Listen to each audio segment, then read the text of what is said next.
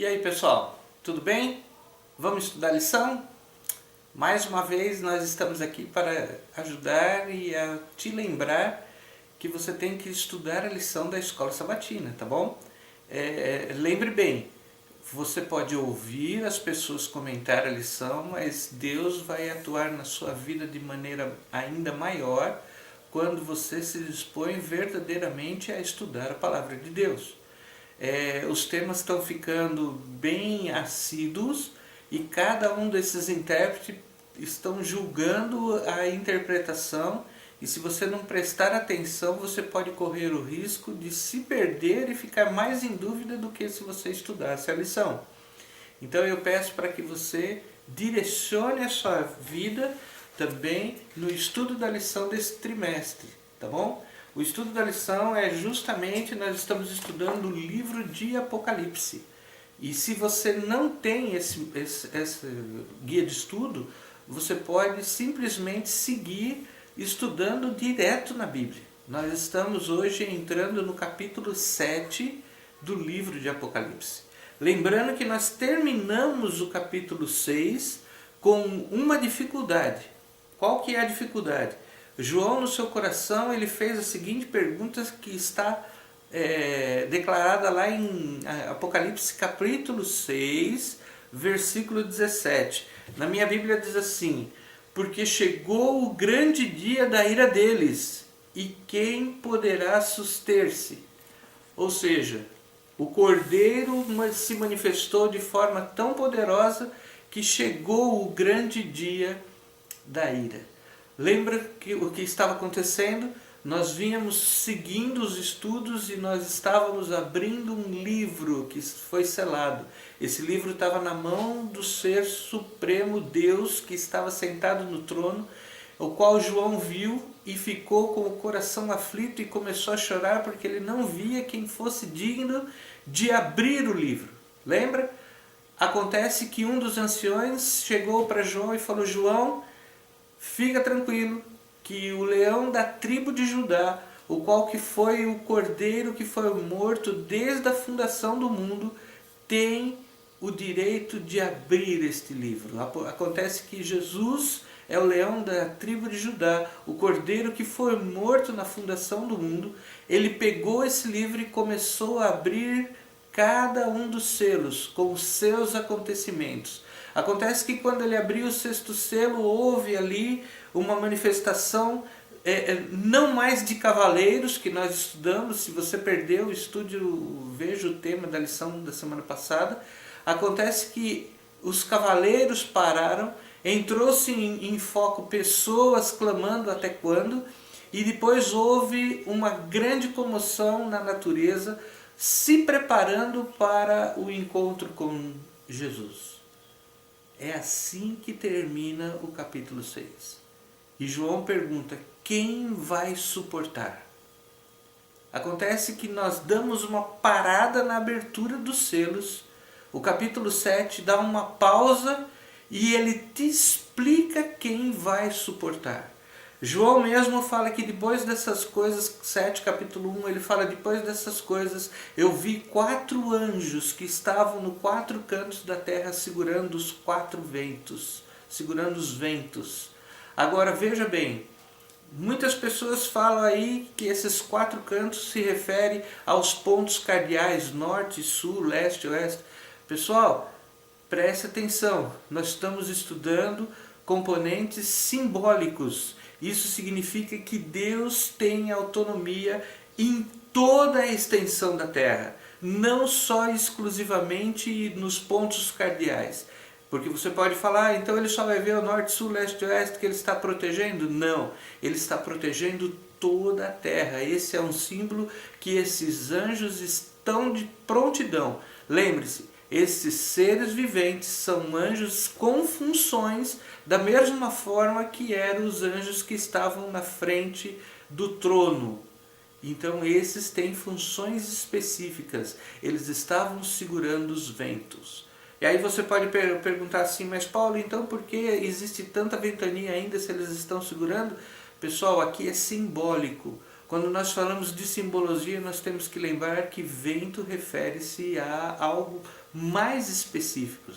Jeremias declara em Jeremias 51:1, ele fala que esses são os ventos da destruição. E para ser mais específico, Jeremias ainda fala que esse vento é um vento da guerra, quando justamente ele mostra isso no capítulo 49 do seu livro de Jeremias, 49, ele fala que Deus não vai reter os ventos contra Elã. Elã foi um dos reis da Síria lá que se revoltaram contra o povo de Deus. E isso fez com que ele não fosse apartado da espada. Daniel também fala dos ventos, que eram ventos que surgiam, no capítulo 7 de Daniel, fala que quando os animais surgiram também os ventos ali, e isso significa que são guerras, são conflitos, e na realidade isso é destruição. Nesse ponto acontece que João viu subir do Oriente, do nascer do sol, em algumas traduções fala, um outro anjo. E esse sim tinha algo mais impressionante. Ele gritava e clamava aqueles anjos em alta voz: não solte os ventos. Vamos ler junto?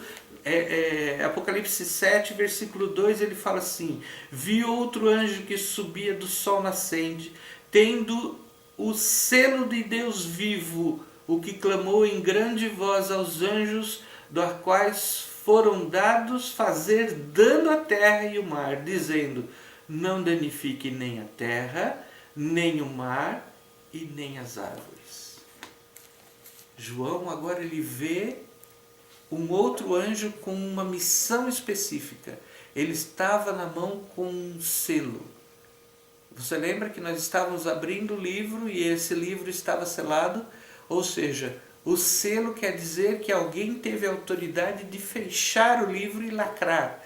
E agora esse anjo vem novamente com a responsabilidade de identificar quem seria o seu povo.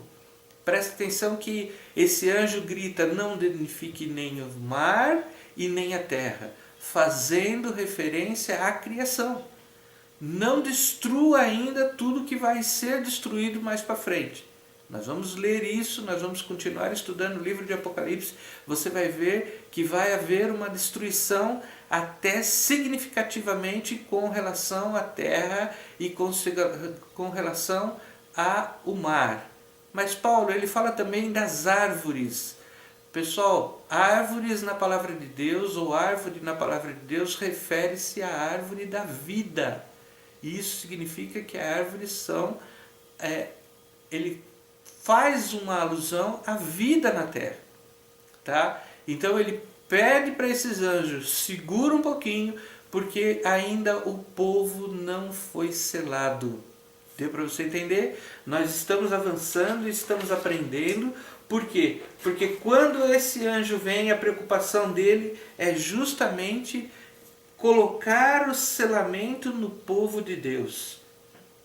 Estas forças são retidas por Deus para que Satanás não tenha poder sobre ela e possa destruir toda a raça humana. Tá bom? Então, o que significa esse selamento? O selamento geralmente é que algo é especificamente daquele proprietário. Lembra quando você adquire, eu não sei se você já morou no sítio ou se você conheceu alguém que morou no sítio, e nós lá temos um pedacinho de terra lá em Minas, que não é nem meu, é da família da minha esposa, e nós passamos lá na casa de algumas pessoas vizinhas e eles têm os seus animais. E esses animais têm o selo da sua propriedade. Porque se por algum motivo esse animal perder-se ali ou ele escapar do seu espaço, a pessoa vai automaticamente identificar aquele animal que tem o selo daquele proprietário. Isso significa que Deus agora sim, Ele está separando algumas pessoas. Então olha só o que acontece. Capítulo 7, versículo 4. Então João, que está lendo ali, ele fala assim: então ouvi o número dos que foram selados, que era de 144 mil. Nossa, e agora? Pessoal, muito já se falou desse número 144 mil. Algumas pessoas falam que esse 144 mil vai ser somente o número das pessoas que vão ser salvas. Outras pessoas falam que esse número vai ser o número das pessoas que têm uma mensagem especial para ser levada. Outros falam que esse número vai ser dado para as pessoas que vão ficar vivas até a volta de Jesus. Presta atenção. Cada uma dessas personagens que aparecem no livro de Apocalipse são personagens simbólicos. Mas esse é um número que João viu na sua disposição. Ele ouviu esse número. Vamos ler de novo na Bíblia. Então, ouvi o número. Por que será que ele ouviu esse número? Alguém clamou: vamos selar esse pessoal. Gente, para que você possa tentar entender, o número 144 mil refere-se aos jovens guerreiros na época do povo de Israel. O povo de Israel, eles dividiam para a batalha, para os seus enfrentamentos, para uma conquista, ou para simplesmente responder a palavra de Deus, avançando ali nas suas batalhas e entrando na Canaã. Eles vinham em disposições. Isso são 1000 de cada um, da tribo de cada um que vivia naquele período. Acontece que são 12 tribos e são 12.000 de cada tribo. Por quê? Porque eles enfileiravam para a batalha, na primeira linha de combate, 1000 de cada tribo. Não seria justo se eles mandassem toda a tribo de Issacar para morrer e de repente eles falavam assim: olha, agora que a tribo está quase desfeita, então manda a tribo de Efraim, agora manda a tribo de Dan. E isso, o que foi acontecendo? Eles, por organização divina, eles se separavam 1000 de cada uma, e isso fazendo que dava um número de soldados prontos para a batalha, para esse enfrentamento, referente às suas batalhas, de vitória, cada um com 1000 soldados, dando 12.000 em cada módulo. Só que são 12 tribos, e aí você multiplica 12 por 12.000, são 144.000 soldados prontos para a batalha. Talvez João possa ter visto esse referencial, porque as pessoas que vão ser seladas estão prontas para uma batalha espiritual. É uma batalha que eles vão travar justamente contra uma potestade. E eles vão sofrer os encalços de uma batalha. Acontece que João continuou vendo isso e ele especificou algumas tribos. Isso significa que essas tribos que ele especificou não quer dizer que são essas personagens. Por quê? Muito provavelmente você pode ter já ouvido alguém falar que nem todas as tribos estão ainda relacionadas ali. Irmãos, amigos, o que eu quero te colocar no seu coração é que quando nós entrarmos na Nova Jerusalém, quando nós entrarmos na Cidade Santa, cada um de nós vai entrar pela porta da tribo que você representa. Isso significa que Deus sabe quem é cada tribo. João aqui, ele deixa de mencionar 2 tribos. Pode ser que alguma coisa aconteceu referente a essas tribos. E olha só, ele até fala que ele não menciona a tribo de Dan, e ele pode trocar a tribo de Efraim colocando uma tribo de José. Presta atenção, isso significa que todos eles foram relacionados. Talvez você possa ter ouvido até falar que a tribo de Dan não foi mencionada porque ela, num período da história, ela cultuou outros deuses. Você pode até achar que a tribo de Efraim não foi mencionada por respeito a José, Mas isso era uma visão profética. Isso significa que pessoas serão seladas. Irmãos, isso não é ponto aonde que você vai discutir e criar algumas polêmicas. O ponto importante é que eu não sei se eu vou estar vivo para ser selado. Você não sabe se você vai estar vivo para ser selado até a volta de Jesus. Então preste atenção. João continuou vendo e ele viu algo que conforta o nosso coração. O que ele continuou vendo e viu? Ele viu uma grande multidão vestida de branco. Percebe? Está aqui, ó, capítulo 7, versículo 9. Depois destas coisas, vi uma grande multidão que não se poderia enumerar. Eles eram muitos. E eu acredito que no meu coração, eu e você vamos estar nesta grande multidão. Não se preocupe se você não foi selado. Nós vamos adiantar um pouquinho na nossa história, porque João viu essas pessoas seladas, e para que você não fique nem um pouco preocupado, ele viu estas pessoas de brancos festejando. Se você pegar ali o livro de Levíticos 23, 40, capítulo 23, versículo 40, ele fala que no dia das comemorações, ele falava para você assim, na Bíblia Revista e Atualizada, fala: pegue os seus ramos de palmeiras e venha para a festa. Outras traduções falam que você pode pegar um ramo de tamarina. É um momento de festa. João viu milhares e milhares de pessoas que ele não podia nem contar, vestidos de branco e carregando palmas de vitória. Tá? Essas palmas de vitória representam que eles estão indo para uma festa. E essa festa é uma representatividade que muitas pessoas vão justamente ser vitoriosos, porque eles estão vestidos de branco. Para que você entenda isso e para que fique no seu coração, no capítulo 14 do livro de Apocalipse, ele te dá algumas características daquelas pessoas que foram verdadeiramente seladas. E eu vou até falar para você aqui, eu fiz uma anotação deles. Olha, eles são as primícias.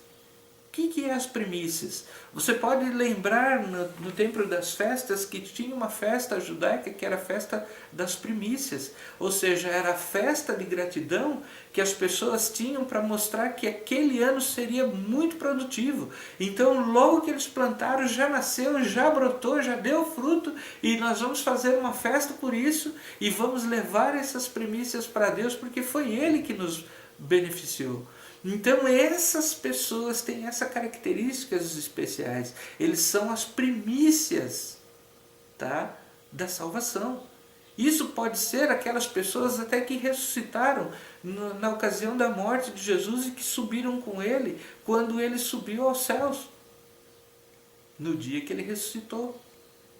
Presta atenção, essas pessoas também têm algo muito importante. Eles não se contaminaram com mulheres. Não vá fazer uma confusão aqui. Pessoal, essa referência é que você não teve doutrinas diferentes para que você envolvesse o seu louvor. Aí você pode falar assim, mas Paulo, eu não nasci adventista. E agora? Eu não vou ser selado? Eu por muitos anos, sem conhecer a verdade, eu adorei ídolos. Eu frequentei terreiros. Eu frequentei outros ensinamentos. Será que você está fora desse selamento? O ponto é simbólico. Preste atenção. Ele fala que essas pessoas têm no seu coração essa atitude de não ter se contaminado com outras doutrinas. Você pode até ter passado por esse desafio na sua vida, mas agora você encontrou Jesus, você renovou as suas forças e você está seguindo. Mas presta atenção, existe mais uma característica desse povo que vai ser selado. Eles têm algo que é o mais importante de todos. Eles não mentiram. Significa que agora a sua vida se complicou mais ainda. Paulo, uma vez eu vendi o carro e eu falei para o rapaz que o motor estava bom, mas o motor estava quase travando. E agora eu menti e não vou ser selado? Irmãos, isso é simbólico. Presta atenção. Essa é a referência daqueles que não estão do lado do pai da mentira. E quem que é o pai da mentira? Você sabe. Você pode até lembrar. A Bíblia fala que Satanás é o pai da mentira, porque ele não se firmou na verdade. Olha só. Então a referência aqui é que se você não se firmar na verdade, você pode estar enquadrado do lado do pai da mentira, que é o diabo e Satanás. O que eu quero que você fique no seu coração, no estudo dessa semana, é que o avanço da história fala que esses selados vão ter um privilégio especial. Apocalipse 14 fala também sobre eles, que eles vão ter o privilégio de estar na companhia de Jesus em todo o tempo. Percebe? Você consegue entender isso? Nós podemos estar na companhia de Jesus em todo o tempo? Sim. Mas será que na nova terra nós vamos estar na companhia de Jesus em todo o tempo? Sendo que Ele falou para cada um de nós que você vai plantar para que você colha, você vai trabalhar, você vai ter a sua vida seguindo ali nos seus afazeres? Aí você vai falar, mas Paulo, aí eu não vou estar com Jesus todo o tempo? Percebe que essas pessoas que serão seladas, Apocalipse fala que eles vão ter um privilégio especiais porque vão acompanhar a Jesus por todos os lados. Mais uma vez eu quero que você fique tranquilo. Mais uma vez eu quero que você coloque no seu coração que esses 144 mil são aqueles simbólicos que muito provavelmente vão sofrer todas as angústias, vão sofrer todas as perseguições e eles estão selados para serem vitoriosos. Se você também foi selado, você pode ter no seu coração que você já está separado para estar do lado de Jesus. Leve essas características que eu falei na sua vida e vocês podem estar se preparando para ser selado. E se você não suportar e você tombar antes que Jesus volte, Ele vai ser fiel e justo para te sustentar. Olha só o que fala. Cristo morreu em nosso favor, quando ainda éramos pecadores. O mundo está cheio de coisas em potencial que nos desviam desse caminho. Precisamos ser obedientes às orientações da sua palavra para que possamos estar pelo menos na grande multidão, para irmos para a festa da vitória.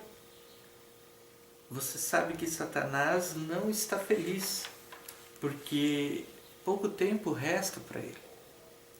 Mas eu queria te deixar no seu coração que nessa pausa da abertura do selo, existe uma promessa para mim, uma promessa para você, que está ali no finalzinho do capítulo, aonde que ele fala assim, capítulo 7, versículo 17, pois o cordeiro que se encontra no meio do trono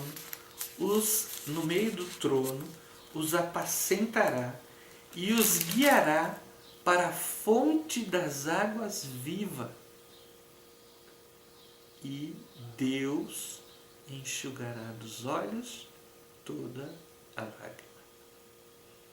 Se você, como eu, está tentando ser selado, preste atenção, você tem que se esforçar para estar o mais próximo de Deus possível, para que você possa futuramente andar com Ele todo o tempo. Mas se você, como eu também, não resistir até o final da história e tombar pelo caminho, você, como eu, vai fazer parte da grande ressurreição e da grande multidão que vai estar segurando as palmas a caminho de uma festa para a vitória, vestido de branco, porque vencemos, e indo para louvar aquele que nos deu a grande vitória. Que você possa entender o livro de Apocalipse, para que no seu coração você possa conseguir avançar e ao mesmo tempo descobrir o quanto Jesus te ama. Vamos orar?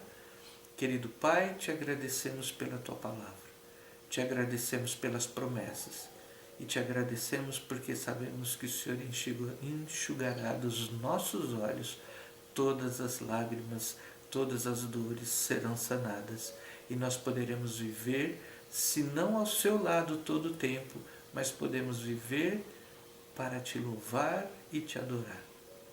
Fique com cada um de nós, abençoe este que está ouvindo, te agradecemos em nome de Jesus. Amém. Continue estudando a lição e se você puder, deixe o seu like aí para que possamos continuar trabalhando e ao mesmo tempo estudando junto, que Jesus está voltando.